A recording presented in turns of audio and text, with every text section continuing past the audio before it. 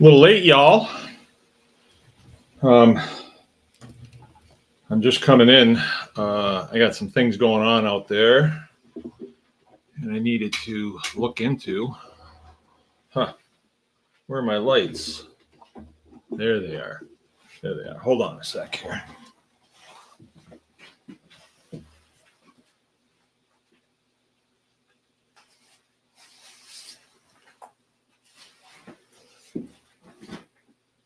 Okay.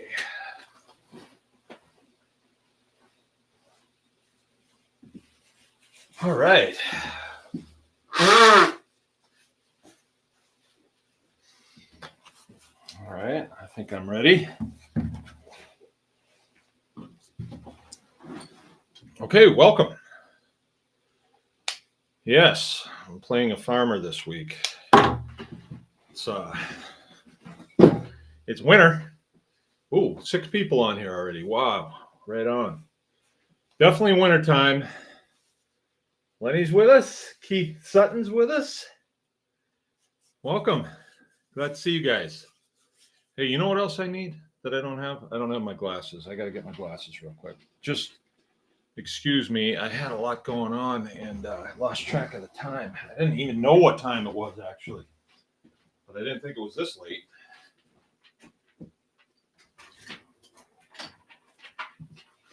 Look up.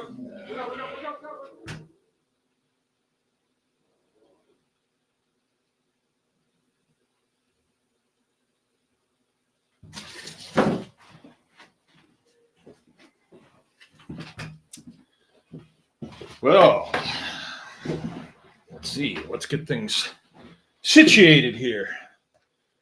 Yeah, I got 2 cows out there that are going to calf, and it's 3 degrees out. So it's a little critical that I'm out there to see what's going on, like where they are.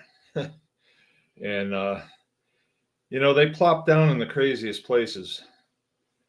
And let's see, I'm going to try and find the date here. Okay, it's the 16th of January, 2024, the year of truth. So I am bundled up. We have a cold snap going on, polar vortex. Anymore, they don't just say it's going to be a cold snap. They say it's going to be a polar vortex. Be scared, be worried. And I guess you can use it to your advantage. At least I knew it was coming. So yesterday it was really cold. It only got down to 10 or 9 yesterday, and then today it's 3. So let's see. Is it 3? No, it's 2. It's 2. All right. So things happen when it's 2. And then tomorrow it's going to be 13, Tuesday, Thursday, 17, Friday, 14, Saturday, 19. And it's going to work its way up till next Thursday. It's supposed to be 40 with 50% chance of rain. And Tuesday, it's going to be 34 with 55% chance of snow. So that's a recipe for disaster right there. And I hope that doesn't happen. But, these days, the weather forecast is finicky. It's finicky or fickle or something. I don't know, but it just isn't solid. It doesn't seem to stay with what they predict, the 10-day. You never know what's going to happen. Like we got quite a bit of snow today, and it never said that it snowed. So I can attest that it was snowing. So let's see. Our subject tonight is going to be local. And it works into the new format that we're going to be adopting. And I want to go into that a little bit. And I want to give a little bit of projection where we think that things are going locally. And not to say that I don't pay attention to what's going on, like nationally and world. I do, but I try to have my major focus on local. That's what I'm trying to do, because I think we all know that something can be going on someplace in the world, and we don't really have much to do about that. We don't have much say in that. I can fret about it, but it doesn't help. And even nationwide, I can look at that. I can enjoy the show, but there's not much I can do about it. And it's kind of nice to know what's going on out there, so you can see how it's going to affect you locally, because you do business locally, or at least this is where I've come to land on a lot of these issues. And that's why we're starting out the new format for Tribe and Tribe Plus. All right. So today, pretty darn cold when I got up. I woke up to this pounding noise, just boom, boom, boom. I'm like, what is that? And I laid there for about 4 seconds to try to figure out what could that be. Jill gets out of bed before I do in the morning, almost every day. And she was out here with a spud bar breaking through the ice in our trough that's right out the door right here. Maybe I can show you, just so you can get an idea of how things lay right here. The door is right to my right. This is the office that we're in, or studio, but we just call it the office. And I think I showed you this as it was being built, and that was 2 years ago when I built this out. This room, there was a concrete floor here, but the roof had gone through. It had rotted out and it had gone through. And so we put a new roof on it, a new ceiling, had to shore it up really good. And then instead of tearing it off, the outside of it off, which was in fairly good shape, I just built on the inside of it. So I put a new wall on the inside of the existing walls. And that way I was able to get in a lot more insulation. And then we blew in the roof here with insulation. So I'm in a pretty tight little office here. And this is where Jill does the books in here and the computers in here and all that stuff. And it's kind of separated from the house. So right directly in front of me is the door to get in the house. And directly to the right is the wood stove. So we bring the wood in through here to get it in. And I've got a little reclaiming system to where I have a small fan that draws air down past the exhaust pipe and blows the air in here. So once in a while, you'll get a little smell of creosote in here if the stove has been burning cold for a while. Like wood stove in our house heats the entire house, and some of the extremities are a little cold, like Rachel's room is cold, but it's in the extreme corner on the second floor. So it gets a little cold. So she's got a small electric heater in there that keeps her going when it's like this, when it's like this. And you can't shut any of the doors to the bedrooms because you'll freeze. Like, it's not a central heating system in this old farmhouse. Not that there isn't one, there is, and it's oil, but we don't use it because it never really worked very good, and it came on constantly. It seemed like it was running constantly. So I put the wood stove in, and I've gone through, let's see, 1, 2, 3, 4 wood stoves in the house, and I finally got one that I wanted, and I found it online, and I had to drive several hours to get it, but it's the one I want, and it's working really good, and we'll keep it. And then I built a hearth for it to go on. So the great room in the house, where our kitchen table is, used to be a garage, right? It was actually a garage, and the kitchen was so small that we couldn't even set our kitchen table up in there. Like you could have a kitchen table that was about a 4-place one in there, and you have to walk around it to get to the stove or the refrigerator or anything. So it was really small. And we knew that when we bought the house, but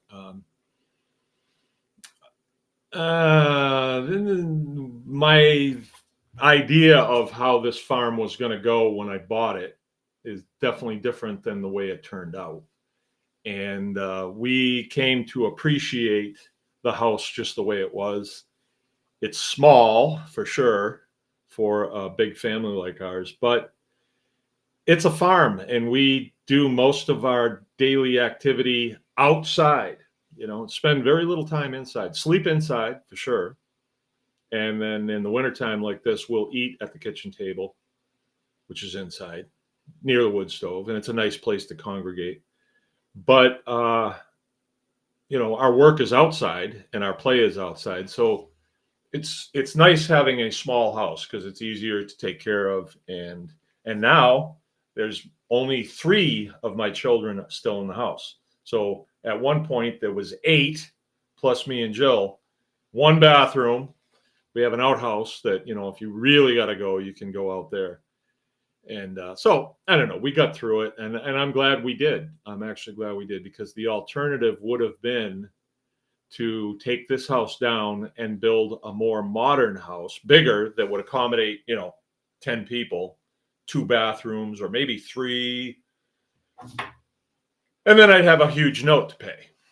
So I'm glad that didn't happen because instead of paying for that note, now I can pay for other things, other processes, other facilities that build wealth.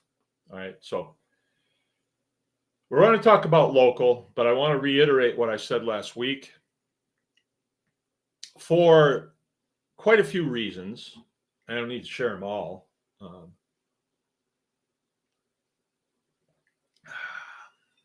Just water tonight. No milk. I could have, but I wanted water. I was craving water. We are going to, this show won't change. All right. What I said last week, we found out that we actually can't do that. Like I said that this show is going to be for Tribe Plus members. So my presence on the internet would totally disappear. It would totally disappear. So we've taken all the videos that I've made over 20 years, or about 15, I guess, because I didn't start making them when I first got here. That started in about 2011 that I started making videos. And my reason for making videos was not like a how-to and look what I'm doing. It started with the feral swine saga. And I haven't shared everything about that with you all. But I learned during that process that there is an agenda going on in this country, and that it started a long time ago. And the slice of society that I occupy, when I got out of the service, I wanted to be a farmer. I never wanted to be anything else as much as I wanted to be a farmer. And, I had to go out there in the world and work for an airplane company for 5 years. And then I was in the service for 20 years. And I realized that I had been sold on that lifestyle, make a lot of money. But when I was in that lifestyle, I realized I wanted a simpler life, a much simpler life where I can work with my hands, figure stuff out and implement it. I like to be close to the ground. I like animals. My wife would tell you that I didn't like animals. I didn't understand them at first, but now I really like my animals. I love my cows. I just absolutely love them. I just came in from there, by the way. And so we chose this lifestyle, the farming lifestyle. And when I first got into it, I was pretty much following the lead of people that I saw, and I'll do what they do. And then when I moved to this community, the farms around here, they do one thing, like they'll milk cows, and that's all they do. They don't keep chickens. They don't do anything like that. Some of the housewives will have gardens, but not many of them that I can think of. They don't do that. And then when they get out of milking cows, they'll usually raise heifers for the big dairies that are milking cows. So I thought that was what everybody does, so that's what I should do. I didn't know enough about milking cows. All right, Dave Smith is with us. Dave Duncan is with us. Willow and Sage Farms. Hope your winter is going well. Mine is going well. It's going real well. Hope yours is. So we got involved in this farm. I bought this before I got out of the service. And when I got here, it was a shambles. The house was a shambles. Everything was. The barn was coming down. There was junk everywhere. The people that left before me, he was sick. And they couldn't really prepare it for us so much, or they didn't, so there was old beds upstairs that we had to get out, and there was junk everywhere. The hay mow in the barn was covered with trash, literally. I don't know how many years of trash, but trash bags that the cats had torn open, and diapers and batteries, and just, it was really bad. And when Jill and I came and looked at it, our hearts really sunk when we saw what bad condition it was in. But it was where we wanted to live. Jill's folks are about 5 miles up the road, and we thought that was an important thing. It is an important thing, that my kids can be by their grandparents and extended family, and it's an important thing. So we bit the bullet, and this farm was in our price range, and so we bought it. And when we moved here, we couldn't live in the house. We had to live in a tent in the backyard, and it took about a month before we could even think about being in the house. It was bad, and cats and all kinds of gross stuff. But anyway, we picked different things. Okay, we're going to be pastured poultry people. Like we'll have 30 chicken tractors, and we'll be the king of pastured poultry in the state of Michigan. And then that we had a distributor that was buying our chickens, and then they started to dictate how we were going to do things, and they were shipping the chickens everywhere, and we lost control of the process. And then we had kind of a falling out with them because they sort of treated us like we worked for them. And I wasn't into that at all. If any of you that know me, I am not a good employee, just not a good employee. And so we left them, and then we started distributing on our own. And at the end of the day, we really didn't make that much money to build facilities, to build the farm up, to put other buildings in, and other things that we wanted to do, fix the house. We weren't making the kind of money so we searched. We were always looking for things. We got into pigs. And at that time, I did like everybody else did. I bought feed from the mill, and, the pigs were constantly sick. And then when it came time to sell them, we were up against the price of commercial pork at the store. And when we sold at that price point, which we thought people would be fine with, we made no money. We actually went the other way. And Jill and I were not business people. And so as not being business people, we didn't push the numbers as good as we should have. And I'm here to tell you that you have to do that. So we got back. Well, then we got into Mangalitsa pigs. A friend of mine got me into that. and that was working pretty good. And then the feral swine thing happened, and it was the Department of Agriculture issued a feeling, I would say, and the feeling was that growing pigs out on pastures is not good because they could get away, and if they got away, they could become feral, and it could hurt the environment, and da da da da da. You know, all this could be. And they did kind of pick on me because we were raising Mangalitsa pigs, and they look like feral pigs. They have some of the same characteristics. And so anyway, I wound up in sort of a struggle with them. It started out as me questioning them, and they came unglued, you know, like I worked for them. And so I bristled up a little bit, and they did. And before you knew it, we were in a full-fledged conflict. And again, those of you that know me, you know, I don't like being told what to do by bureaucrats, and a lot of them were not sharp people. No, no, not sharp people at all.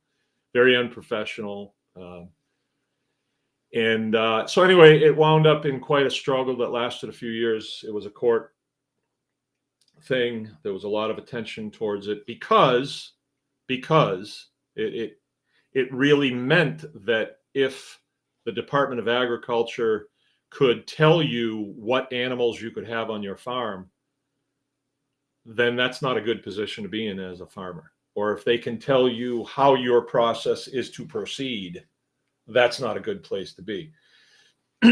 And looking back on it now, it's 10 years.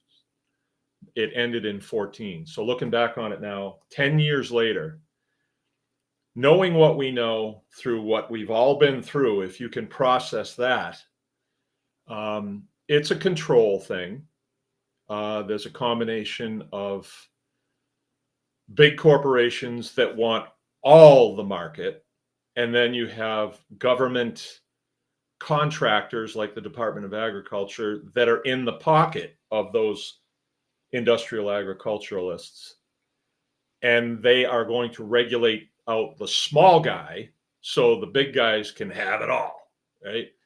And we didn't realize that at the time. We didn't know why they were doing what they were doing, because we were coming out of a world in the military where, for the most part, things make sense. There is part of the military that is like, you do it this way because this is how we do it. And I can see that looking back, because a lot of people we bring into the military are not experienced. And so you really have to mentor them that way. No, this is how we do it. But in the civilian world, there's forces that are driven by capitalism. Capitalism is a good thing. I am definitely a capitalist, but there's a lot of room in there, wiggle room in there, for greedy people and outlaws, downright outlaws. And they love the parasite class as their regulators, because the parasite class, you can just give them a weekly paycheck and they'll do what they're told. But they don't even do it very well, you know. Like when it was their tasking to lean on us, they didn't really have what it takes to lean on, you know, self-sufficient, rugged, individual type people like me and like you. That's why you're here. Either that's the route you want to go, or you are on that route and you can relate to the things that I say. So we went through that whole thing. It was a massive court case. It really put a bad taste in my mouth. I felt like I was surrounded by thieves and beggars, you know, in our government. And I didn't really want to do this for a while. We had made the decision, hey, let's just cut and run. Let's wring the farm out and go and do something else. But that decision was never settled. You know, we talk about it, and we put the farm up for sale twice. And both times, through divine, I would have to say divine reasons, or just dumb luck is one of the two. Things didn't work out and the farm didn't sell. And one of the times that we went to look at another farm in a different state, state employees, Department of Agriculture people showed up here in force because they knew I wasn't here. And they tried to lean on my kids. And luckily, my kids are pretty good at taking direction. And over the phone, I told them, turn them away and just say they have to come when my dad is home. And luckily, they complied. But I had them figured out at the time. And I have them pretty well figured out now. So a lot of that information is information that you all need to know, right? But I can't share that information on a forum that anybody in the whole world can access this if they want, right? So what they did was they squashed my channel. They squashed my channel. Can I prove it in the court of law? I cannot. But I can show you when I first started making videos, when the struggle was going on, I would have literally 25,000 views before sundown because people wanted to know what was going to happen. Because it was a situation where if the Department of Agriculture can tell you, you can't have this because we friggin' say so. And hey, American people are good people. We are very compliant. We believe in our government, or we did. I did. But through everything that we've been through, especially me, what I went through, you know, I testified before ag committees down at the state capitol. I've spoken all over the state. Spent a lot of time with lawyers and lobbyists, and then others who had been through what we'd been through, and they brought us in to what the agenda was. So I had a bad taste in my mouth over the whole thing. And so we had decided we were going to get out of production farming. And in that brief period, going through a winter and into a spring, we said, well, let's just raise food for our family, you know. And we had a butcher shop that was licensed through the state, and we remitted our license. And when we did that, and I had counsel from other farms, and also a man by the name of Sheriff Mack, Richard Mack. We became pretty good friends, and he had a lot of insight for me about, get ready, our Constitution, the federal Constitution. And there was a lot that happened, but the deciding instance was either we are governed by a constitution, either our constitution is real and true and functional, or it is not. It has second place to any stinking bureaucrat who has a bigger voice, you know, or who has a better line of bull loney, right? And so we wound up sending a bunch of correspondence to the Attorney General's office, who was persecuting us. They were the lawyers that were persecuting us. And we had a simple question, and several of you did this. Aaron did. Aaron's on Barn Geek right here. Is the Constitution the supreme law of the land? Yes or no? Yes or no? And one of the functions of the Attorney General's office, the Department of Attorney General, is if you ask for an opinion, they have to give it.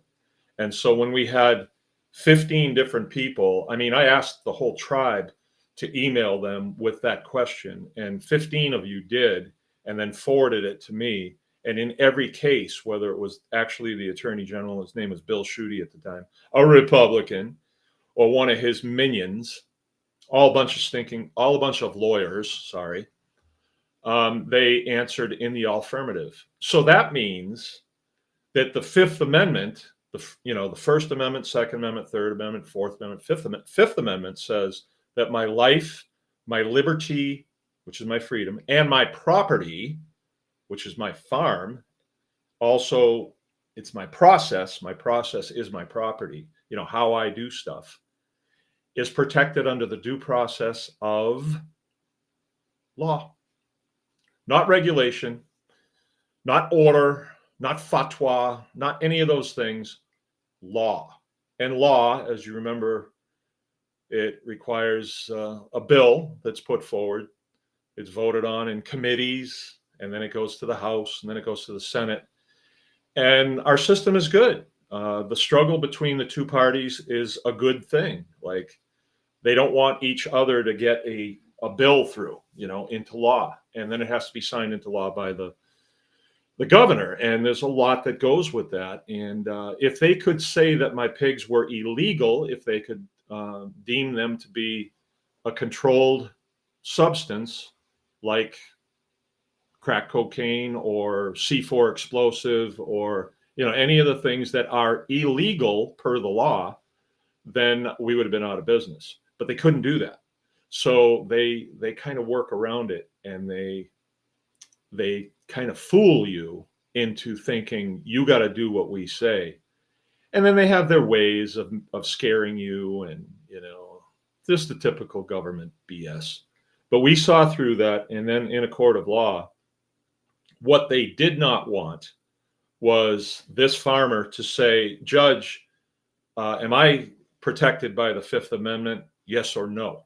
They wanted to argue it on other things, like characteristics of pigs and things like that. So the Department of Attorney General moved for a dismissal because they knew what my strategy was. And it was my strategy, not my lawyers. My lawyers were really not on my side. They kind of work for the state in a lot of ways. That's a whole nother subject. And they moved for a dismissal because if that cat is out of the bag, in a court of law, and it's filmed, and we, had a big presence on YouTube at the time. I don't anymore. My videos go nowhere. So they moved for dismissal, and we prevailed. It's almost like they say, we don't want to fight anymore because we know you're going to win, and so we actually won. And, I kept my pigs, I kept my farm, I kept my process. We still had a bad taste in our mouths because we didn't know all the tricks that were up their sleeve. They did a lot of real weenie things, but some of it could have led to charges against me. They tried to push me in a direction that they could claim, oh, he's a insurrectionist, you know what I'm saying here? Well, you can't even say that word. And so we homesteaded for just a short period of time before the farm was going to sell. And in that time, we realized that we really loved this. We knew that it was the best thing for our family to stay close to the earth, me to stay home with my family. The Department of Agriculture people are dirty dogs. They are dirty dogs. And they will do whatever it takes for them to get what they're charged with done, like the individual field agents. And I will share all of that, but I can't share that in this forum. I can't do that. So my channel has been really squashed. We kept the channel going because I might have at any time needed to call on you all for support, because that was the thing that prevailed. When you have a bunch of farmers from all over the country converge on one little county where there's going to be a decision made in a courtroom and it's all filmed, you got them. You got them. They can't pull their shenanigans. So we have the power. We really have the power. And bringing a lot of people together for these processes that we are engaged in farming, they can't have that. So they squash the channel, and anything that I say, they'll give me a strike. They want to shut this channel down. And we know that. I mean, you can, with YouTube, I can pay money for more people to see my content. And I'm not going to do that because I'm not in the views business. And I've realized that through this whole process, I am a farmer. I make my money by the products that leave here, that I produce and that leave here. And that's what I'm into, because, if I can figure out a better way to milk cows and then process that milk and distribute that milk, then I can do better. I can buy a nicer car for my wife. I can put braces on my kids' teeth. I can save some money for retirement, whatever that is. I can purchase more land, so I can cut more hay to feed more cows, right? They don't like that. They don't like that. They want the land for the big organizations. And there are people that represent those big organizations that want the land freed up for the big farms. I get it. It's not inherently evil. It's just business. And when you get the upper hand, you take the upper hand, right? There is part of this, though, that I believe could truly be evil. And when we flesh it out a little bit, we see that there's a drive for control of people throughout the country, throughout the world, actually. And controlling the food is a real upper hand. And I cannot let that happen on my watch. And I'm not going to let that happen on my watch. And I think we've been pretty successful because we have the sword of the US Constitution on my belt at all times. And I know how to pull it now, and I know how to use it. And I don't like to get into that too much, because you're actually tipping your hand to the tyrants that would get a little feather in their cap if they can put you out of business and shut you down, shut your mouth, And so I think that 2024 is going to be different from a lot of the years. They're all different. But this year, my feeling is it's going to be the year of truth. I think it's time to reveal truths, because we either prevail or we don't. And in my business, if I don't prevail, I am looking for something else to do, which would hurt me deeply, because I love what I'm doing. I think what I'm doing is good. I think it makes a difference. One of the other things that we've found is a real problem to the Department of Agriculture. I don't mind calling them out. They're a weak, very weak organization. They have a lot of people who are not exactly sure of themselves, and they're always just looking for the next promotion. They don't really know anything. They just use regulations, and I'm a food inspector, and you didn't wash that well enough, so I'm going to give you a demerit. That's their power. And so working with them is not good. Same thing with working with YouTube. It is not good, because they have people who, if they don't like what you're saying, they will squash your channel, and you can't talk to as many people. So we've got a pretty good cadre of people right now. So I've decided that a better way to go, and it's just I'm not the only decider. This is me and my family, and my extended family, to some extent. Like my son Joe works with us, and his wife, and my wife and my kids. We all do this. Another thing that we do that they really hate is we show other people how to do these processes. So you would think the Department of Agriculture, they would have, they've got all of our tax money that they use. They should be having seminars all over the place: how to butcher chickens, how to butcher cattle, how to do this, how to do that, how to grow stuff. But no, they don't do that because they've been charged with the centralization of agriculture. In my opinion, I have to say, in my opinion, right? Because I don't actually know what their charge is. They're a government organization, but they are not very transparent, right?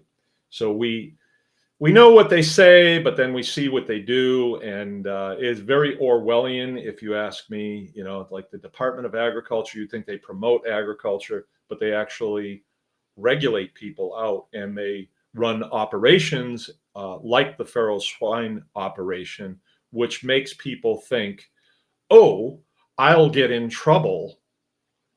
And, you know, Americans are good people. They don't want to go against the flow. But unfortunately, these guys have, well, the entire effort requires that we call them out. And if they don't want to do the job, then we'll do it ourselves. We'll just do it ourselves. So I no longer partner with them. And since I stopped partnering with them, and what I mean by that is I have no licenses from them. We had a license for our butcher shop, and we had a license to warehouse food. And we were selling to approved sources like restaurants. And that's a gauntlet too to run. And then retail stores. So we're selling to other approved people, right? So they have you, you know, that's like a crossfire that they have you in. And so your products get inspected before they leave the farm potentially, and then when they go to their final destination potentially. And so any weenie that works for those organizations can flag something. And I would, you know, if they were sitting here, they would say, yeah, but we do that for food safety. We want to keep the American public safe, you know, just like everything else that they want to keep us safe from. Like the feral swine thing, they said that it was bad for the environment. If pigs get out of their pens, they will go into the woods and they'll become feral, and they'll steal cars and everything else. And they point to examples like Texas. And that's not a good example because we have very cold winters up here, and pigs won't survive. They just won't. They need a higher caloric intake. So they would never survive here in the wild. So we don't have feral swine in Michigan, although they lied and said that we did. And they had, you know, data to back it up, their data, right? But it wasn't good data. It was just pictures and stuff, but no data that they could bring into court that would hold up in court. So they don't have it. And if we had a massive feral swine problem like they do in Texas, that's debatable, though. If you really look at that, you would see them dead on the road because we have lots of deer here, and they're dead on the road all the time. And that would be right where the pigs would go, is to feed off those dead deer. So you never see it. And I spoke all over the state during that time, and I would always start off my conversations with, "Who saw a dead deer on the way here today?" Whole room would raise their hand. Then I would say, "Who saw a feral pig eating off of that dead deer?" And nobody. There was only one time when somebody raised their hand, and she worked for the Attorney General. She was his personal secretary. I thought that was rich, you know. I actually started laughing at her, and she got so upset. Her husband tried to pick a fight with me after the talk. You know, everybody was standing in line to talk to me about personal things, and he tried to pick a fight with me. He actually raised his hand to me, and I knew it was coming. You know, one look at the guy and I knew he's desperate. They are desperate. So if they could get a story to put in their paper that, you know, this farmer that stood up against the machine, you know, knocked out some guy in a civilized meeting, they would have used it against me. That's how they work too. They interviewed me, and they would say, "So, where do you stand on firearms?" And I'd say, well, that's kind of a weird question. But they tried to paint a picture of me as this unhinged, lunatic farmer that has guns, and I thwarted that with a video where I showed the Baker compound, out at the road. This is the compound. This is my compound, and there are my dogs up there that keep all the raccoons away, And so I was a couple of steps ahead of them in some respect, and they are so childish too. When I would make fun of them, there was 2 female attorneys. Well, anyway, I don't want to go into that, but I mean, I do, but not in this forum. So we've decided that we are going to live with what I have said all these years, and that is, if you do the thing, you will have the power. If you want to be a farmer and have the power that comes with my station in life, all that I know, and my resume, my farm, you have to do the thing. And people have come to us over the years, lots and lots of people, and we've showed them how to do things. And it's cumbersome. We're going to continue to do on-farm classes, but we are not going to do classes to the masses. We're not going to do that. We're going to keep it smaller. So we've developed Tribe, the Anyone Can Farm Tribe. And that's a group of us. And it's a Facebook group where you can go and show what you do and ask questions. And it's a big, big group of people there now. It's national and international, actually. But as far as access to Baker's Green Acres and me and my family, as far as access to us and a more personalized approach where I share the ins and outs of daily life on the farm, which you kind of get a leg up on that, you will need to be a Tribe Plus member.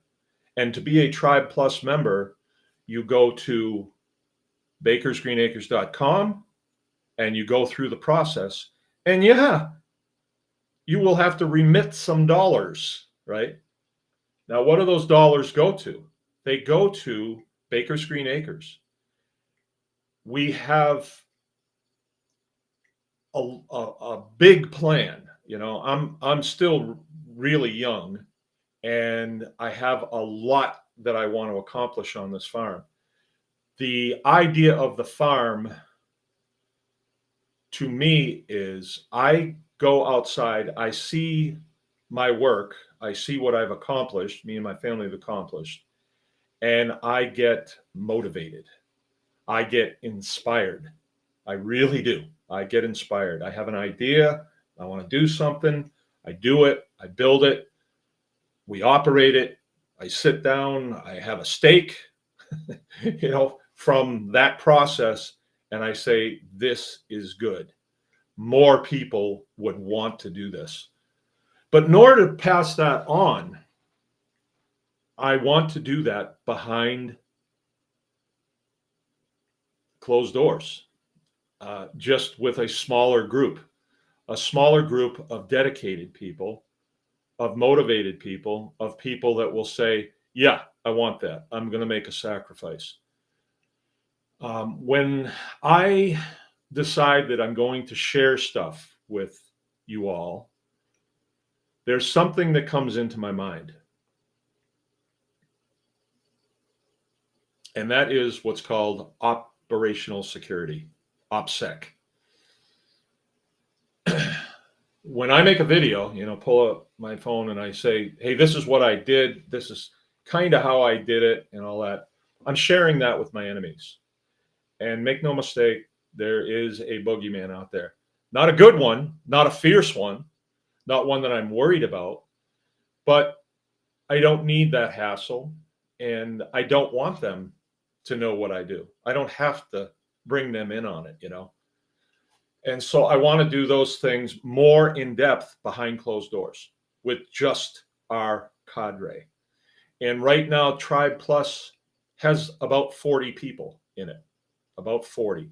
If you look at it, it'll look like there's 90, but I did Mike Adams's show, and a lot of people joined, but I think they just wanted to support us, and they're not active in what we do, and we never get any reply from emails or anything like that. So the idea of Tribe Plus is I want to be able to communicate with you directly, right into your email box, right there.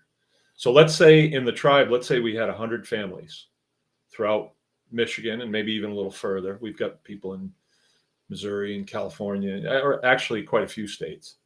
And I can communicate with you directly. I can share some pretty cool stuff. And I want to do that. I want to share stuff with you about the enemy, right? The enemy. And it is truly an enemy, because why, you got to back this up and say, why do you guys care? You know, if a guy wants to take up 80 acres and grow food, what do you care? You know, it's none of your business, but they do. And it's because they are charged with centralization of food. They're given a lot of money. The USDA has a pile of money, and they hold it out like a carrot. And if you take that carrot, believe me, there's a hook in it. So you got to be careful with that, or don't do it at all. And what I am here to share with you is the abundance of farming. You can do well with a farming operation, and I want to share it all. I really do. I want to share it all.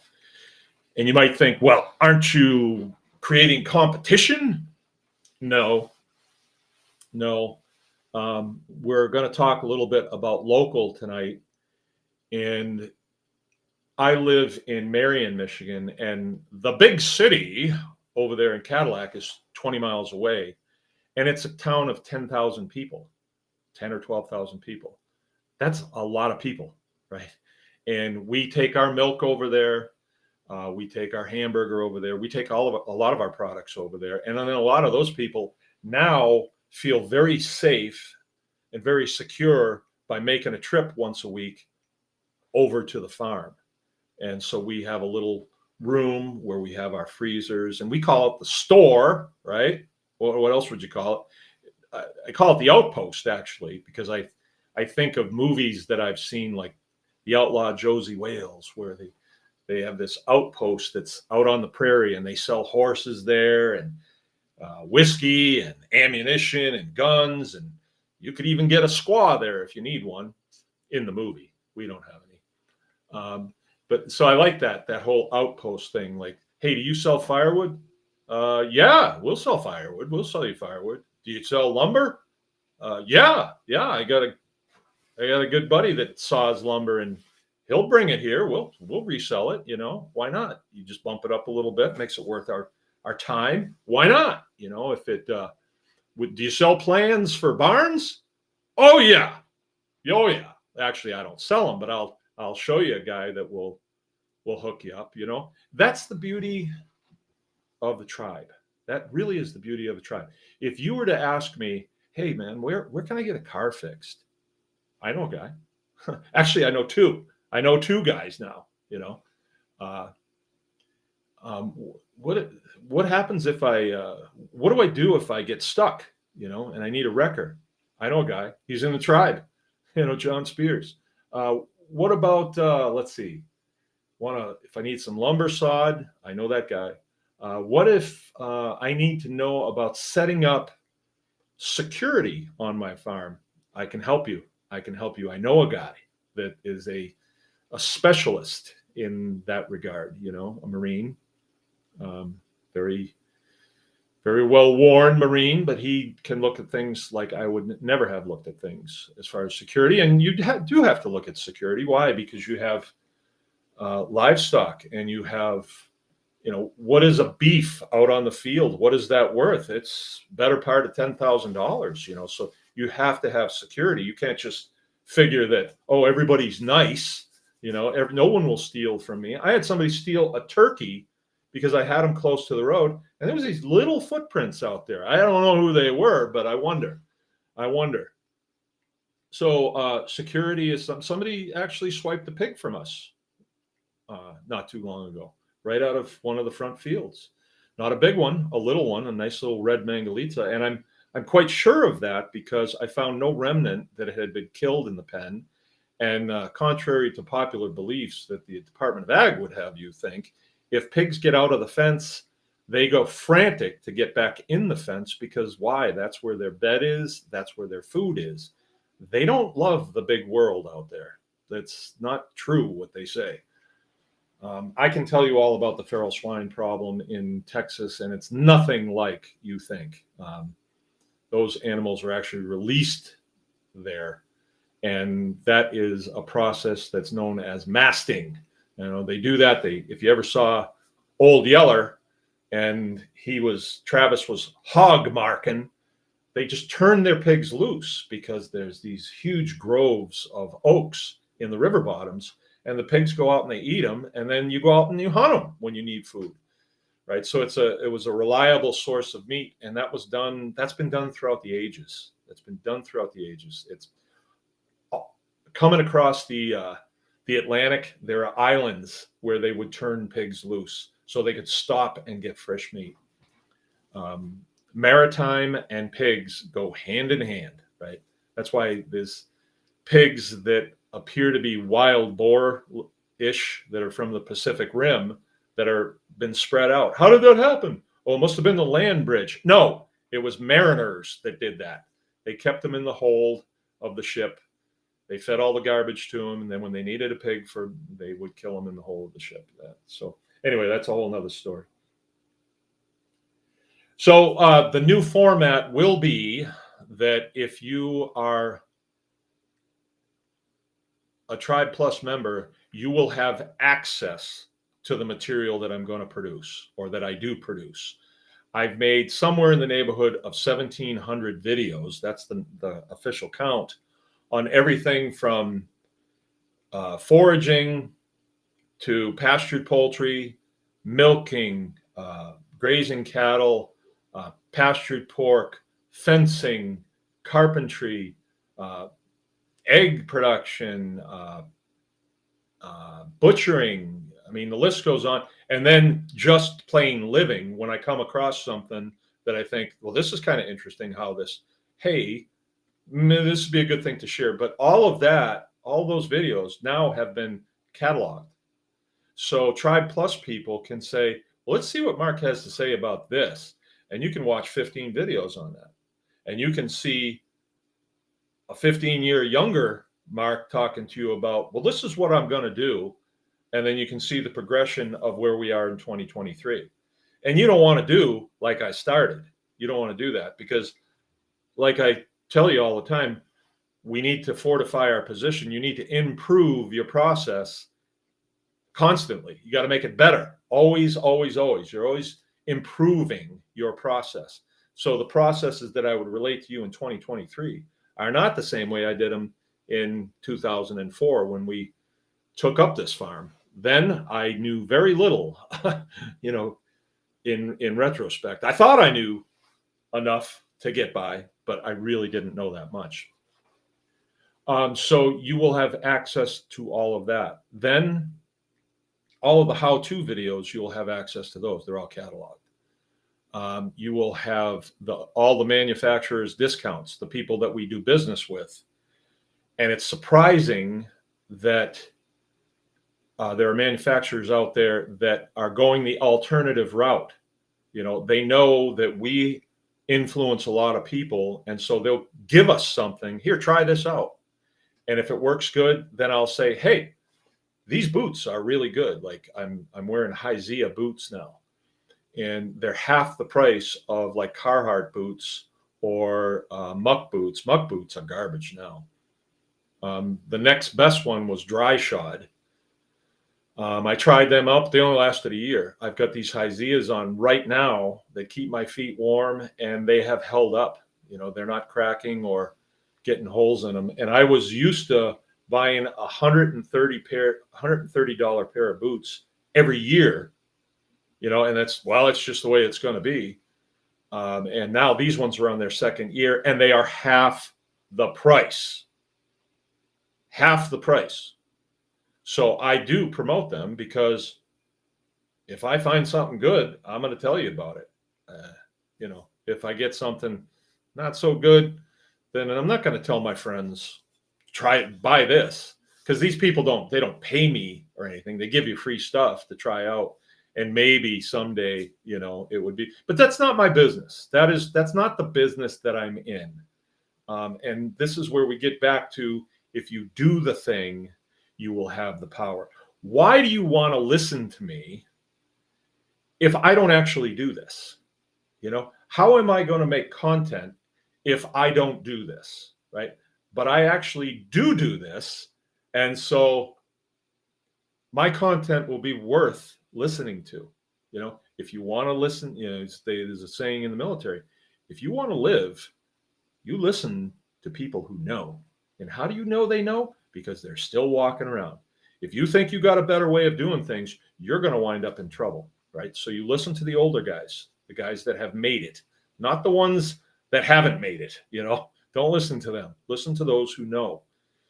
And again, if you do the thing, you will have the power. When we teach a class and we show people how to take a pig from on the hoof to bacons and hams and sausages, at the end of that class, when the people leave and you shake their hands, you look them in the eye, there is power there. There is power. You've transferred something to them that they will have for the rest of their lives.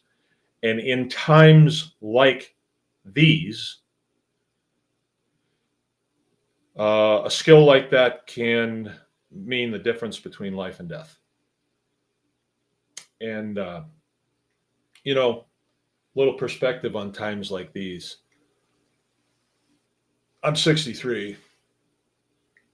I started seeing the news and stuff at the tail end of Vietnam, paying attention to it anyway. So I was 15 when we left Vietnam. And I remember my sister's boyfriends talking about getting drafted, and one of them did get drafted. And, it was a scary time for me, the whole thought of war. My father was in World War II. He was an engineer on a B-17, flew 20 something. I don't exactly know. I never nailed him down on that, and he's passed away now, but 20 something missions over different places in Europe. I don't know where, actually, but they were combat missions, and he didn't even finish with the airplane that he started. It got shot up so bad, and they lost people. He didn't even start out with he didn't finish up with his same crew because they lost quite a few of the crewmen. They get really chewed up by, it was a terrible thing, a young man like that having to do that. So he was in that. I was born 15 years after the end of World War II, but the remnant of that was always there. My father was always, it never left him. I'll put it that way. Like when you're a young person and you do something that's intense, traumatic, whatever, it creates pathways in your brain, and then you deal with stuff that way. Engineer on a B-17 sits behind the pilot and the co-pilot, and he monitors the systems on the plane, but he also stands up, and he is in the top ball turret, they call it. And the ball turret has twin 50 caliber machine guns, M2 machine guns. And his job is to shoot at other planes that are shooting at him. And the airplane has no protection against what's being shot at you. None. The cannon shells just fly right through it. So anyway, all that said,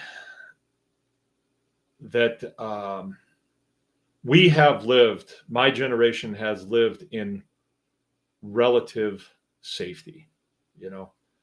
Gulf War was it was them, and we had an all volunteer force. Everybody that went and did the Gulf War, we were all volunteers, and it was nothing like a World War II or a Vietnam, nothing like it.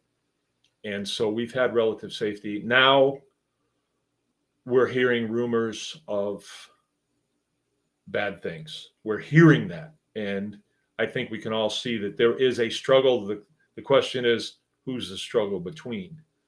Who's struggling here? And I think the biggest weapon that we use against the tyrants is the truth. And there's an active program to silence truth. And like, I can't say certain things on YouTube. I may have even gone too far now, but it doesn't get censored until it makes it to the channel, to the archive, and then somebody flags it, and then somebody with blue hair at YouTube looks at it and says, "Oh, I don't like him."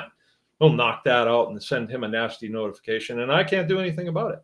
And who knows what I said? They don't even tell you.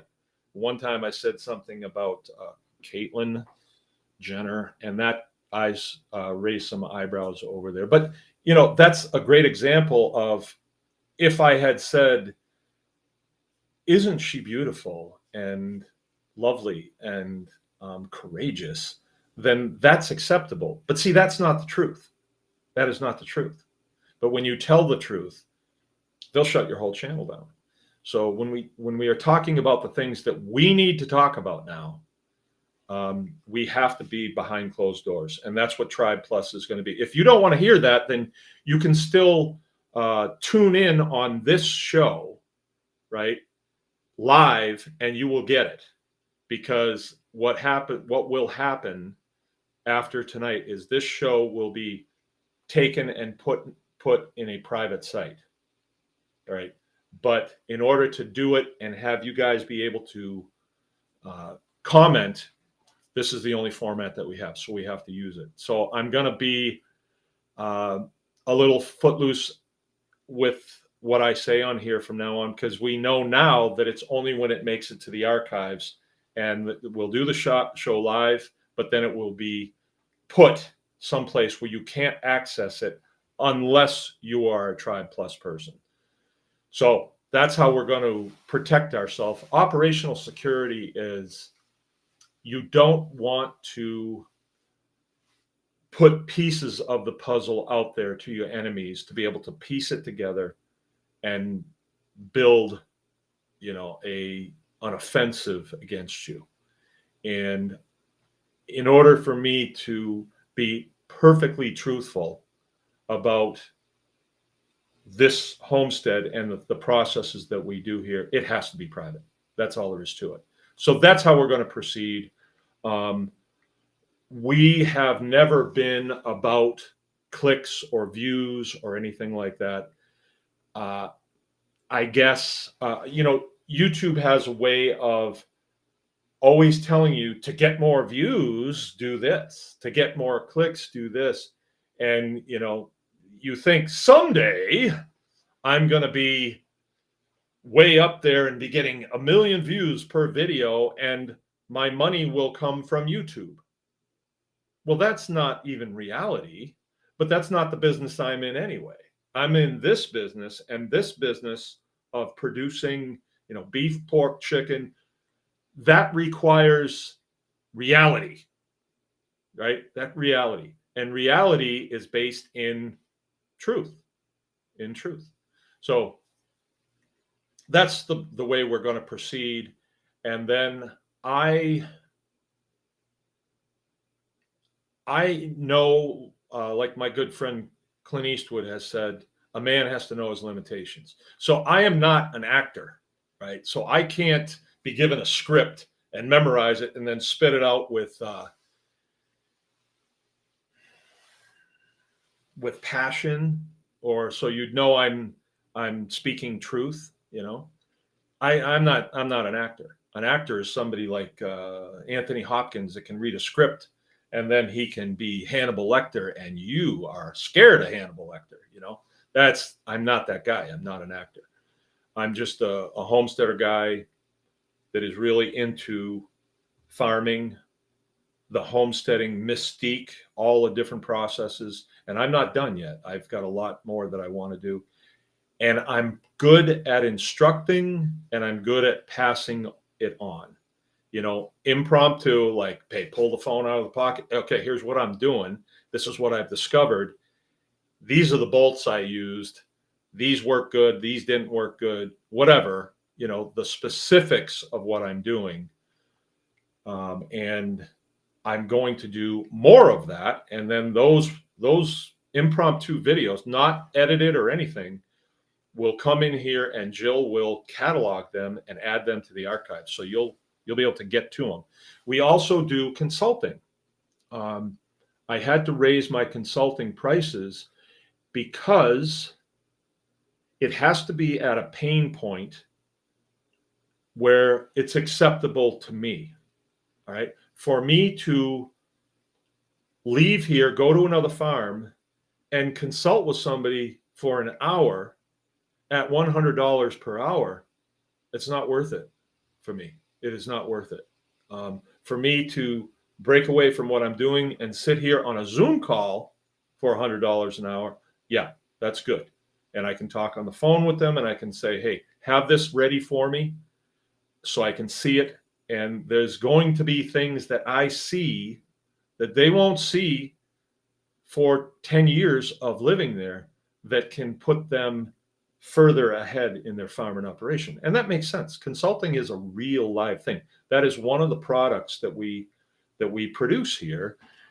And if you come here and you do a walkthrough and you say, well, I want to know what this guy says, then pay for consulting. If you walk through here and say, just really looks disorganized and there's junk everywhere, I don't want to know what this guy has to say, then don't. But consulting's a real thing, and it's become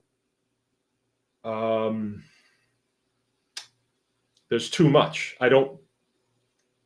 That's not my primary, and it takes me away from my primary. So the way that we can do that is with a consulting call, where if you're a Tribe Plus member, 2 Wednesdays a month, like tomorrow night, we're going to have a consulting call. You get a code to your email.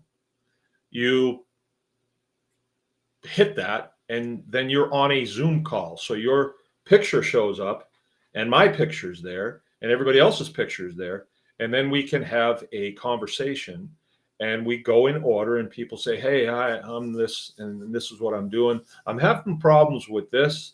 Do you think that, this product or this process and this process could somehow be married together? And I will say, oh, I don't know anything about that. Or more likely, I'll say, I'm glad you asked, because I've encountered that already. And this is what I did the first time, and it didn't work. But this is what I did the 4th time, and it worked really good.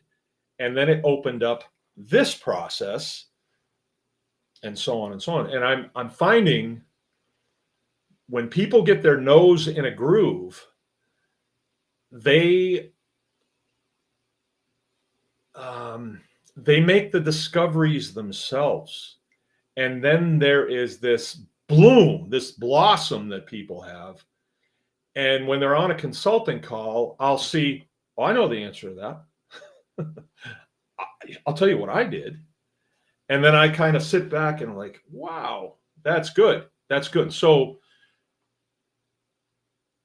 this is the way we were designed to be. This process could probably work very well down at the coffee shop. The only problem is, we have people in Ohio, we have people in Southern Michigan, we have people in Dundee, we have people in, Crystal, all over the place, Boardman, South Boardman, and we're not going to get together for coffee because we are pretty busy with our homesteads. But to sit together for an hour or two on Wednesday night, man, you can pass a lot of information, and it tweaks your brain to think about things a little bit differently, which can lead you on your journey, right? To make discoveries on your own. And then you come back and you say, you know what I discovered? I discovered this. And, sometimes the consulting call is somewhat of a BS session. Sometimes depends who's there. If Dave Duncan's there, it's heavily, he likes to relate a lot of things. Dave, don't take it the wrong way.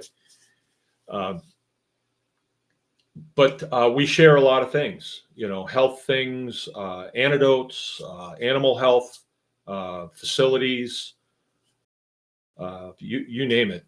What's the best jet pump to buy? Oh, I bought this one. This one was no good. What's the best stores to go to? We shared websites to go to find things. Solar energy is a real hot topic. Alternative energy is a hot topic. Butchering, food preservation, it's all there. It's really exciting if you're into it. If you're not into it, you don't want to do it. Okay, David Duncan, true form. Bruce Jenner became a woman and was awarded Woman of the Year by Time magazine, once and for all, proving men really are better than women. Well, I always knew that. Woman of the Year and hasn't even been a woman for a year. Wasn't that something? We need this. We need reality check once in a while because the world is crazy. It's just gone crazy, and but not to worry. These are ebbs and flows, and we will stabilize. But your family unit needs to remain stable. So when we come together with other stable people who have interests that are not crazy things, we maintain a level stability, a stable life unit, family unit. And so that's what we're going to do. And I wanted to talk about local. Wow, 9:20. Holy smokes, time goes by. Local is really important. It's really probably the key to things. So we have a local group of people, and they just happen to live by here. And we can call on them, they can call on us. And there is a lot of strength in that. And we really want to encourage other tribes, local tribes, to start up in other places. So you want to find other people by you and encourage them to join the tribe.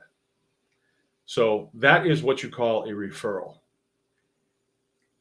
And to build your local, what I'm saying is I have seen really good things come out of our local tribe. Really good things. Good fellowship, good development in people's lives, young people, old people, older people who didn't think they had much to offer anymore. Now they're jumped in and say, hey, I know how to do that. Let me show you how to do that. I have a way to do that. And they get remotivated to live their lives and stuff. So I've seen tremendous things come of the local tribe. And what I would like you to do is I would like you to, if you come across people like at the feed store, wherever, and they take an interest in what you're doing, refer them to us. Refer them to the Anyone Can Farm tribe. Plus, if they are up to snuff. If they are not, if you do not want to spend time with them on Survivor Island, if you realize that this person really quick would be the first one you'd want to drown, don't refer them. So we would like to do this by referrals, right? So what does that do? That winnows out a lot of people who are not doing the thing and will never do the thing, but want to be entertained, want cheap entertainment. They got nothing better to do, or they're going to do it. Now, I can respect that. I can't do this right now, but I want to do it. So I want to get as much information from you guys as I can. I can respect that. And that's cool. That is okay. And I guess, people are going to have to make a judgment call on that. But we really want to pare this down to more of a functionally motivated or functional group of people. Functional meaning like not as theoretical as this is what we did. This is the fruit here. We actually did this. Not, yeah, I know a gal. She didn't live around here anymore. When we would get together, our families would get together. She's not with her husband anymore, but we would, and they were getting into homesteading. He's still in homesteading, pretty good. But she seemed to know about everything that came up. And not only that, she could go and grab a book off the shelf. But in reality, she didn't really do any of those things. She just knew all about it. And it became problematic later on. It was like all this theory, but no product, no thing. She didn't actually do the thing. She knew about the thing.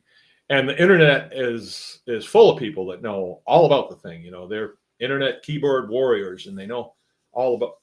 Okay, good. But let's aggregate doers. Let's aggregate people who do the thing.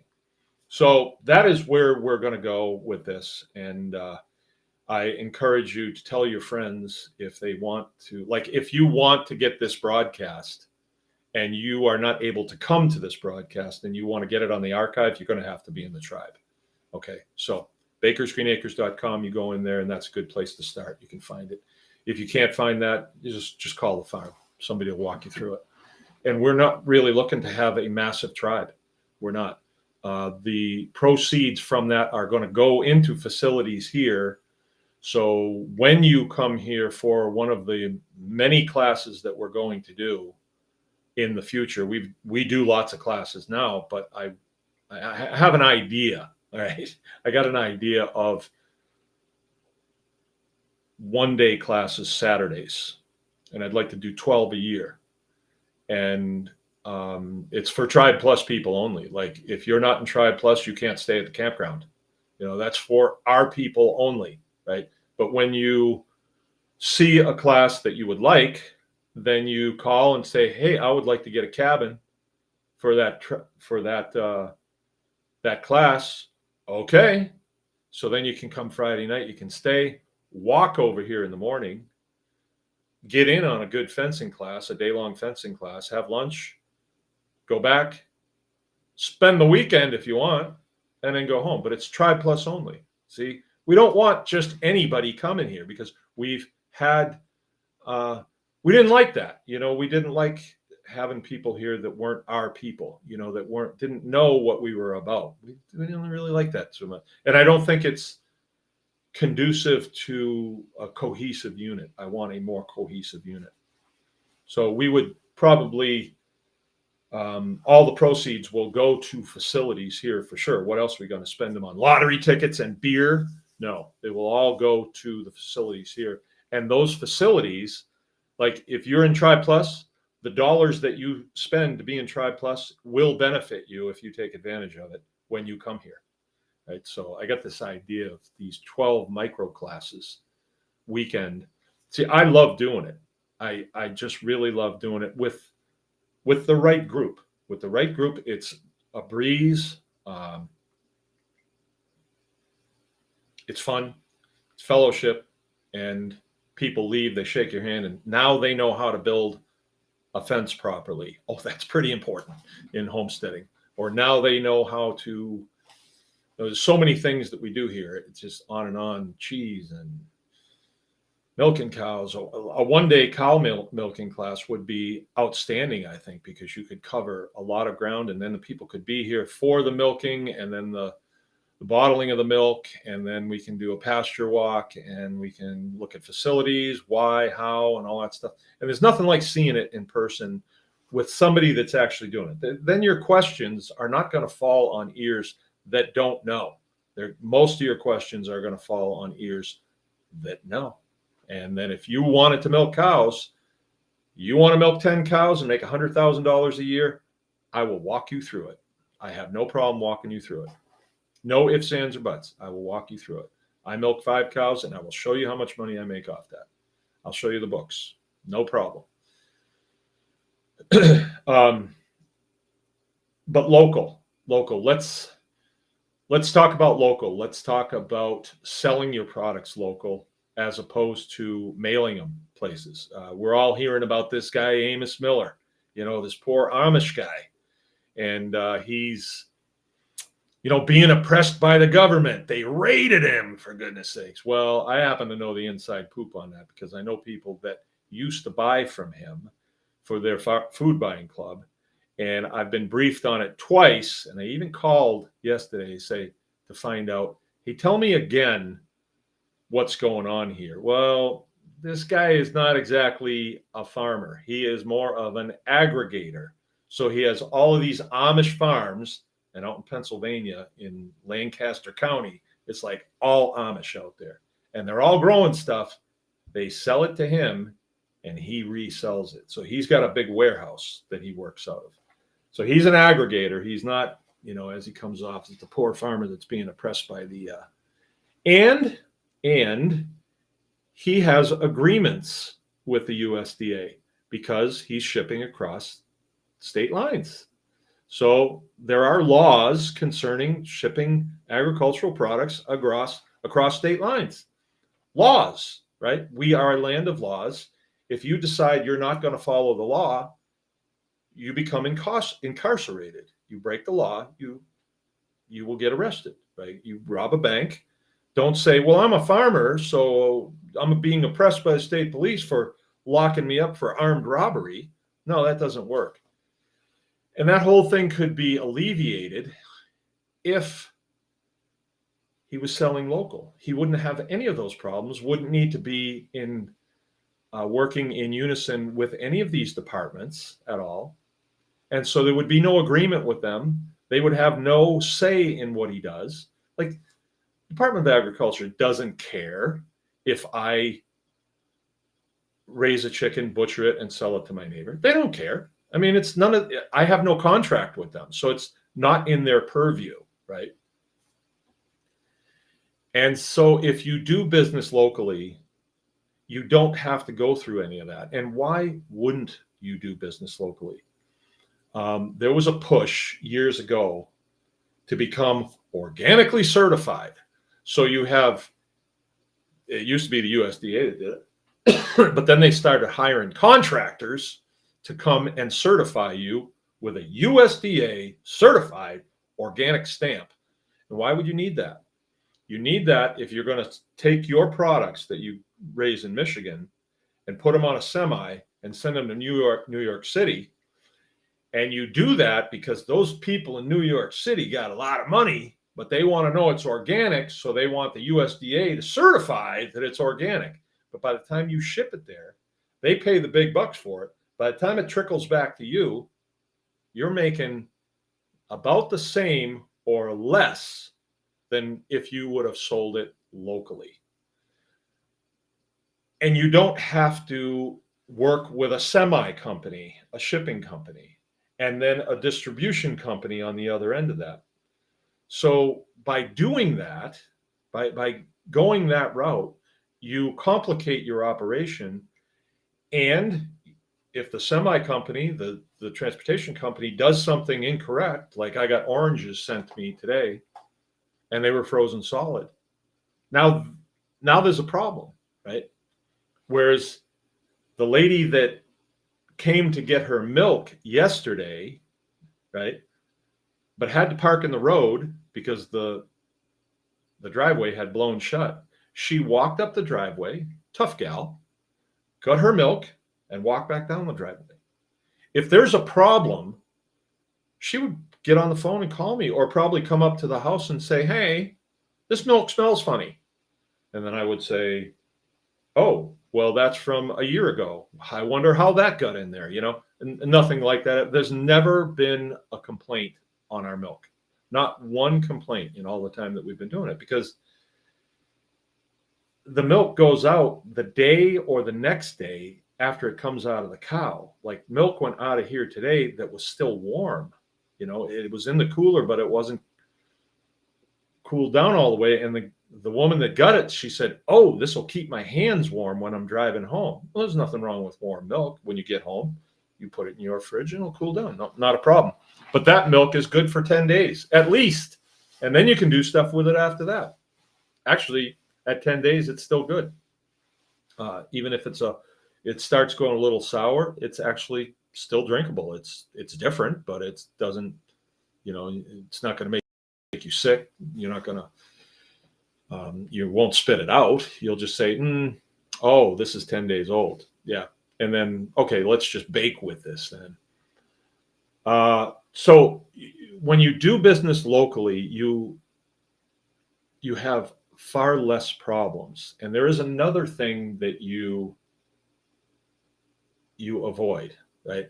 All of our products, well, there are a couple of exceptions from customers that we've had from a long time ago, are local. They all go locally, not more than 30 miles from here. And so our customers come to the farm, or we meet them at a drop point. And we have a drop point that's where my kids go and do jujitsu. So we're there anyway, and so we drop stuff off. But they get to interface with us. And so if there is something, then they get to say, "Hey, I don't think whatever, I mean, you get to hammer things out." The last thing that you want to have happen is somebody to have a problem in, say, California. You shipped milk out there to California, and somebody gets sick. Maybe they get the Wu flu, and they go to the hospital, and the hospital says, "What have you had to drink in the last 24 hours or eat or drink?" And the doc says, "Raw milk." He may be some weenie, and he's drinking the Kool-Aid about how evil raw milk is. And they will hang every sin on that raw milk. And then they might even refer it to the USDA, and the USDA, "Oh, we can get involved in this." And then they'll refer it to MDA, and, you're opening yourself up. I'm not saying that's going to happen, but that possibility is the reason why people say, "Yeah, I don't know if I want to do this. I don't want to take that risk." The shorter you can keep your supply chain, the better. And why wouldn't you? Here, I live in a small town, and we sell to several people in our town. I'd say 5 or 6, but the majority is going over to Cadillac into the big city. 10,000 people live over there. There's another city that's north, but I would have to drive another 40 minutes or so to get to Traverse City, and it's probably 25,000. But why? Why would I go there? There's enough people here that don't even know that we exist. So I want Cadillac to be my city, right? And if another guy opened up a dairy near me and he was selling in there, if he can do a better job than me, then let them go to him, right? We can find somebody else. We don't need to, hosey our customers, and that. We don't need to do that. There's plenty of room. And the thing about food is it's consumable. So if you sell someone a chicken and it's a good chicken and they like that chicken, they know where to come and get another one, and they will need another one. It's not like when you sell somebody a anvil and they have that anvil their entire life. Food is consumable, and it encourages you as a farmer to do the best you can because you're feeding it to people right? And you would not feed them anything that you wouldn't feed your own family. And that is one of the perks that people that come to the farm get is they see the food that's in there is the same food that comes to the house. So we eat the same food. And again, we're doing business directly with our customers. It's called direct marketing. There's no third person in there. There's no distribution company. Accounts are short. They're short. And when you get to know your customers, know you, and they get to come to the farm. They get to let their kids out, and they can go and pet your. I hope everybody has support goats like I do, emotional support goats, and they can go and pet my goats, or see our new calves, or swing on our tree swing or our swing set or whatever. The kids love to come to the farm, and we love to have them, and it's just a beautiful thing. And there's no reason to not do that. Honestly, there's no reason to not do that, because it is doable. It takes time. If you were to call up a distribution company, like they used to have one in Traverse City, Cherry Capital Foods, they're gone. They just closed the doors a few months ago. But when my products used to go there, I never knew where they went from there. I never knew what restaurants they went to, what private people they went to, and they never knew me.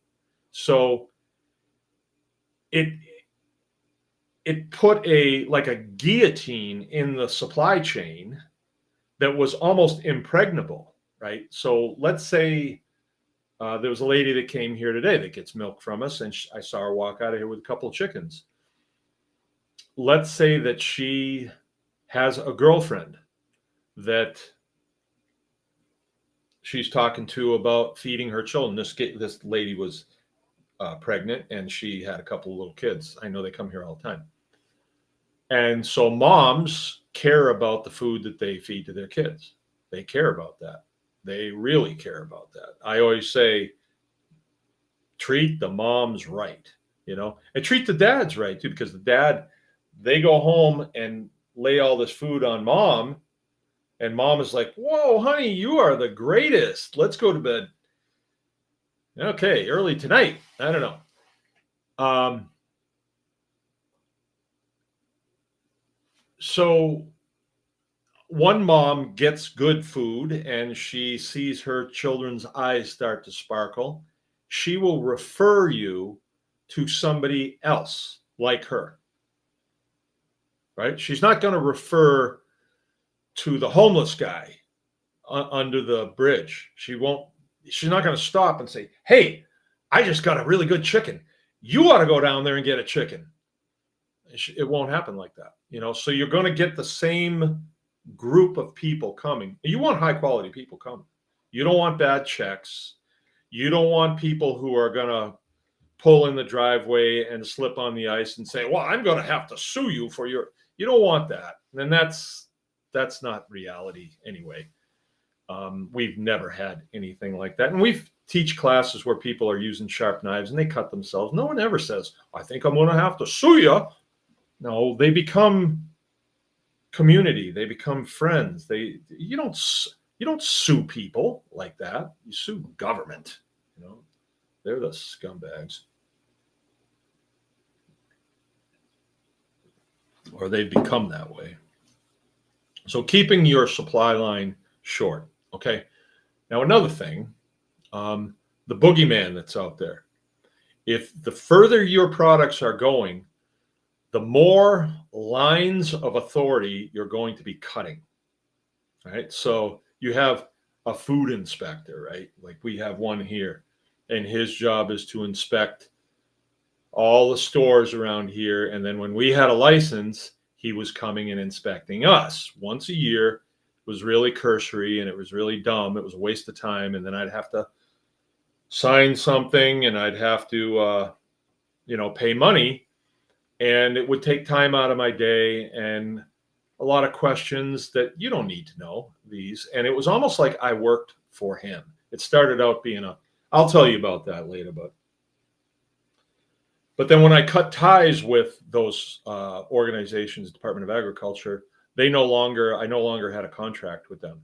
And so when products leave here and go to someone's home, let's say they're not a good customer, and they, instead of complaining to me about something, they go to this inspector, he's going to say, I don't have authority there.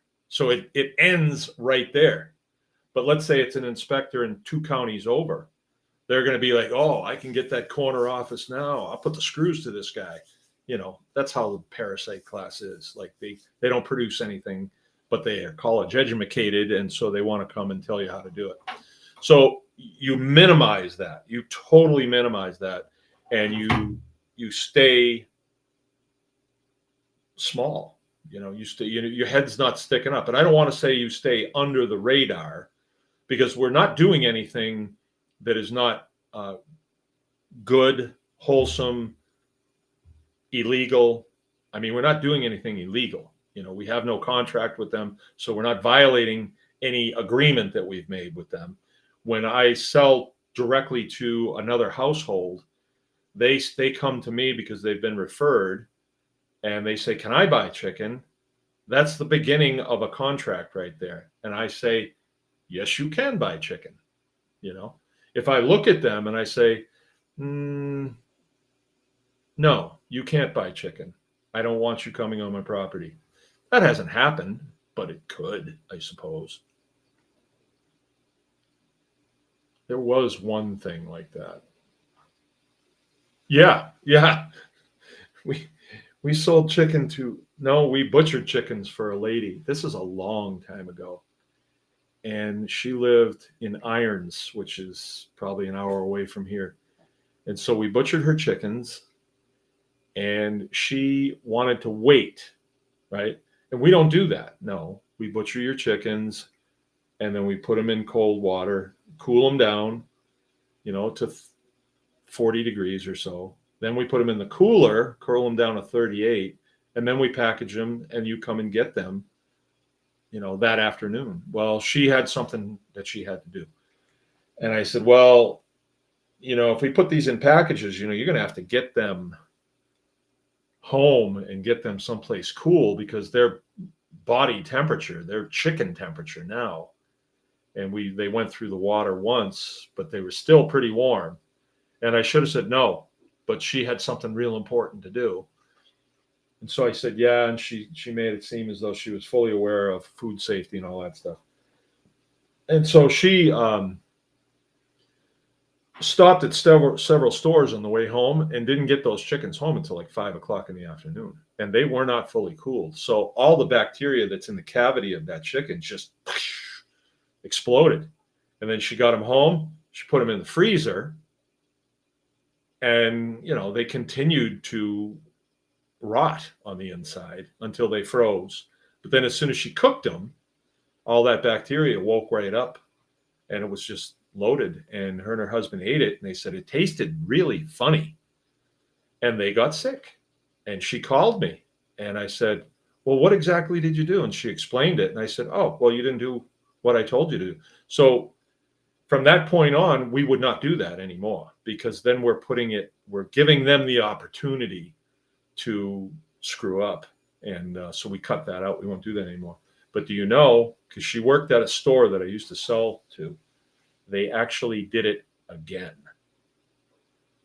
with the same chickens. They tried it again, and they wound up in the hospital this time. Now, they weren't high quality people, and I think they went to the hospital because they wanted to document it, and I think they wanted us to somehow make good on it. And I was like, no, I'm not gonna. And it ended right there. But I never butchered chickens for her again, and we have not seen them. So that was one customer that was like, nope. They're looking for trouble, and they don't follow directions, and kind of the victim mentality. I don't want that. I want winners, not losers, right? She should pay the extra because she lived. Yeah. All right, let me go through here. And so there's my talk on local. There's a lot more that I can share with you on that. Our show next week is going to be different. I'm going to be cutting loose a little bit. We've got some good show titles. Also, from our tribe members, a smaller group, you will have my email, and I want input, behind the scenes input. Like, hey, could you enlighten us on this? Fine. I would love to do that. Barn Geek. Yeah, it has been 10 years. 10 years. And Aaron, I was listening to a podcast yesterday, and it happens to be the SGT report. And the only reason I was listening to it is because a friend of mine was on there and he's being interviewed. His name is Dave Janda, Dr. Dave Janda from Ann Arbor. And he was a big help to me. And I was listening to that, and it was kind of more of the same.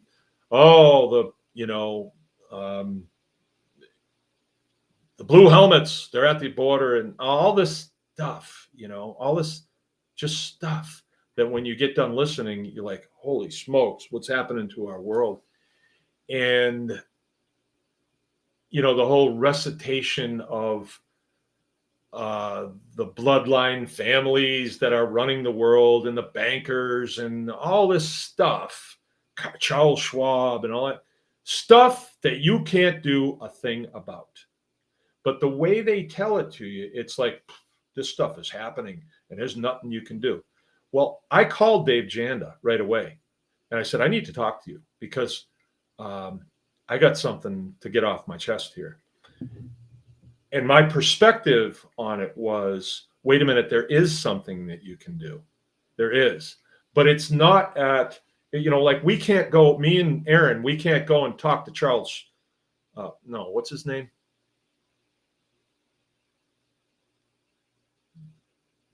Who's that guy that says you will own nothing and you will like it? Whatever his name is, that guy that was, or whoever, these New World Order people that are high up. We can't get at them. They're well protected. You can't get at them. And if we could, they're not going to do what we ask them to do. I could call my congressman and his minion will take the call and say, okay, right? They're not going to do anything. But what can you do? What can you do? Tyranny rolls downhill. They always use the people at our level to terrorize us, and you can push back. You can. Matter of fact, we have found, and I want to share a lot of this with you all, we have the upper hand times 10. We do. We just don't know it. We just don't know it. We just don't have the right perspective because over our entire life, we've been psychologically operated on to comply. And that's how you get a huge mass of people to do what you want them to do, led by a small group of people. And we've learned techniques to push back very swiftly and very efficiently. And I want to share those things. But you wouldn't know those things if you hadn't been through a major struggle like we went, Aaron, like we went through. Aaron went through that with me. As a matter of fact, Aaron definitely was one of the people that corresponded with the Attorney General's office. Says, what is it? Is the U.S. Constitution the supreme law of the land? Or is it the regulations doled out by the Department of Agriculture and the Department of Natural Resources? Which is it? Which ones do we got to listen to? Because we want to comply, but we're not going to comply with, the greeter at Walmart. He doesn't get to tell me what to do. He doesn't. No, you don't. Well, actually, he actually has more authority than the Department of Agriculture does because it's his store. So if he says you can't carry a gun in here, he's got a legit complaint. It's just like we had events here, during the pig struggle, right? There were big events. Sheriff Mack was here, and there was people from all over the country, and I'm not kidding. People I didn't know, and all of a sudden, I'm seeing men that I didn't know wearing sidearms. And I didn't like the look. And I didn't know them, right? So I went directly to them, and I said, "What's with the weapon? Why are you packing a gun?" And Second Amendment, all that good stuff. It didn't sit right with me. This is not an event. It's not a shooting event. I didn't want people I didn't know sitting at my campfire with a gun that I didn't know. And my kids are here. This is my home. And I said, I prefer you didn't. And in every case, they said, oh, okay. One of them was actually this cat from Kentucky, this John Moody guy. I came in the kitchen here, and he's standing there talking to my wife, and he's got a gun on his hip. And I did not know this guy from Adam. And I, naturally just right there, and like, what's this? Oh, it's my right and all that stuff. You don't mind, do you? I do. Yeah, no. And I was concerned that somebody would take pictures of that, and that would bolster the case that the state had that we were like an armed camp, which definitely not. And nobody had long guns or anything like that. And I'm not anti-gun. It's just that it just wasn't, Aaron, your kids were here. I don't need people here that are with guns. There's no reason for us to have guns. Actually, I had a couple guys that I knew that I said, would you mind doing like a little security, just keeping an eye out for, lock eyes with everybody and assess them and figure out if we've got somebody that we need to get out of here. And they did that, but they weren't even armed because we didn't feel as though that was the case. And we still don't. I don't think it's not to that point. And hopefully it won't get to that point. The only people that came on this property that were not invited carrying guns were people from the state, right? So they'd send you letters, and then they make phone calls, and then they come up the driveway, park on your lawn, and walk up to you fully armed. And it was offensive as can be. And I didn't take it very well. I really didn't take it very well. And I held them at a certain place. Now, these were the state police, and I've told you they were pretty good to me. But why? Have we ever brandished a weapon? Have we ever had a fist fight? Have we ever even called you an asshole? No, we've not done it. Why do you have to come with guns? Why do you have to do that? It's unnecessary. All right, you're trying to threaten us, I guess. Make us feel intimidated. Oh, guns are really going to intimidate me. So I said, well, okay, I guess I'm going to arm up too. Is that you don't mind? You don't mind if I'm armed, do you? No? I mean, I've been carrying guns my whole life. Longer than you, Junior. No, not a problem. That kind of evens things up a little bit, though. But no. Anyway, you have a ton of authority as an American citizen. I know some people don't like that word citizen. It's worked for me. I had Department of Agriculture, Department of Natural Resources, and Department of Attorney General. They got like a slew of attorneys that can be really problematic, way overpaid and way too intelligent. And we combated that. You would think, okay, Constitution, their government, of course they're going to respect the Constitution. Oh, no, they're not. They're trying to gain power constantly from the citizenry. The Constitution actually belongs to me. It is my Constitution, and it's what you can't do. Like, all the things that they wanted to do were unconstitutional. And when you threaten to pull that sword in a court of law, they don't like that. So anyway, I would like to share a lot of that information at another time. I don't know if that's going to crop up again in farmers' lives. I don't know. There is oppression at county level, and township level is where we see the majority of it. But the departments have cooled their jets, is what I've seen.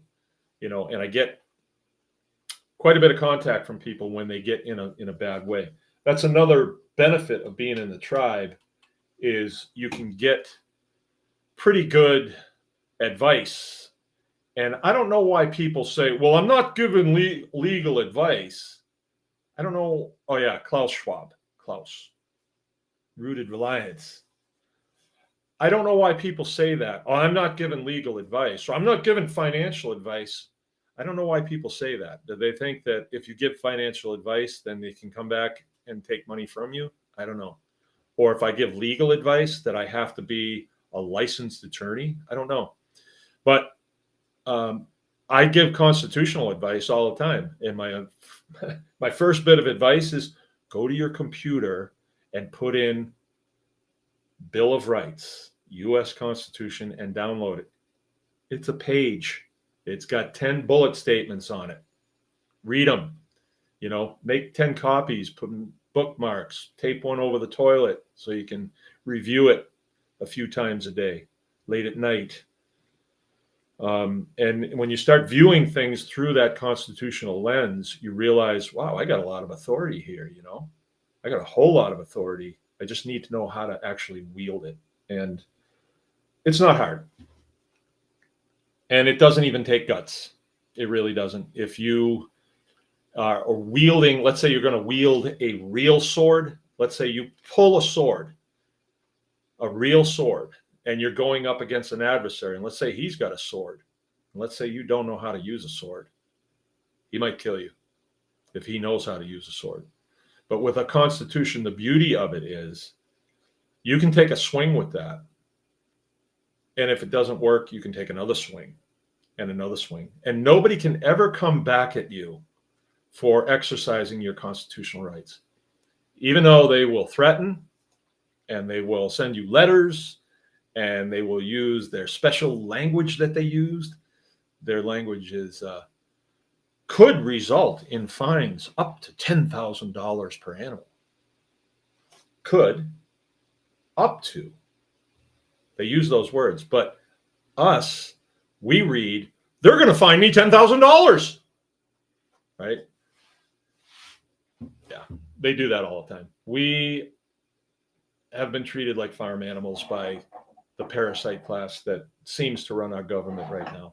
When really what should happen is, I'd say about 75% of them should be pulled out and fired and made to get real jobs. And they should be asking for good, solid Americans, like let's get David Duncan in there. Let's get Aaron Esch in there, to arbitrate on behalf of the American citizenry. Okay. Got to go. Thanks for everybody coming by. Remember, anyone can farm, and get over to bakersgreenacres.com and sign up for the tribe. It'll all work. We've got a long ways to go. 5 years from now, you'll be saying, sure, I'm glad I did that. Because when you do that, you're investing in Baker's Green Acres. Tribe people are welcome here. I had a guy, David Duncan, you know this guy. He wanted to take my daughter out on a date. And I said, are you a Tribe Plus member? And he said, no. I said, well, you got to join up if you want to take my daughter out. He did. Okay. Sayonara.